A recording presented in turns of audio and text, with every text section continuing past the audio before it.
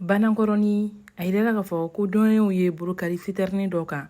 ni ale falen don fura bayɛlɛmalen la. Bi kunnafoni mun dira ma olu y'a yirana k'a fɔ min ye juin kalo tile 23 ye Bamakɔ kɛrɛfɛ min ye yen dɔnniw ye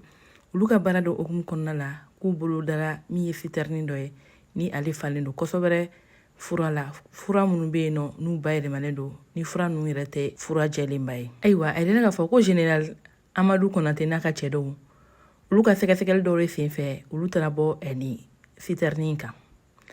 Siterni min bɛ yen nɔ ni ale kɔni dabɔlen kun don ka taji de k'a kɔnɔ nka sɛgɛsɛgɛli hukumu kɔnɔna la a yirala k'a fɔ ko taji tɛ nin siterni kɔnɔ fura bayɛlɛmalenw de bɛ nin siterni kɔnɔ wa ni fura bayɛlɛmalen ninnu ko olu kun dalen don min ye Mali damadayɔrɔ ye kɛrɛnkɛrɛnnenya damadayɔrɔ minnu bɛ yen nɔ ni sariya kelen don ka u bali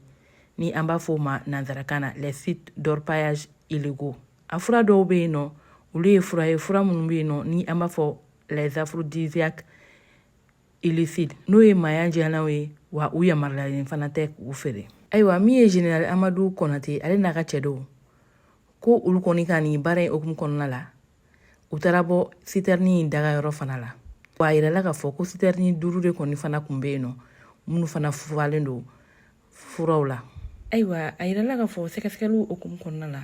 siterni min yɛrɛ bɛ yen nɔ ni ale minɛla dɔnniw fɛ ko o kɔnɔna la fura carton 500 ale ni 15 ko de bɔra o kɔnɔna la wa min ye u dagayɔrɔ n'o ye dépôt ye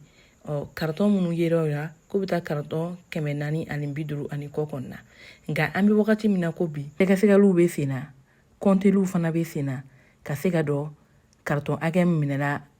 nin yɔrɔ kofɔlen ninnu na. Wa min ye Général Amadu Konate n'a ka cɛdenw ye u y'a yira k'a fɔ ko nin ye baara ɲɛbila dɔrɔn de ye sabula olu ka baara hukumu kɔnɔna la olu ma tila fɔlɔ wa u bɛ nin baara in kɛ fo ka s'a dan na.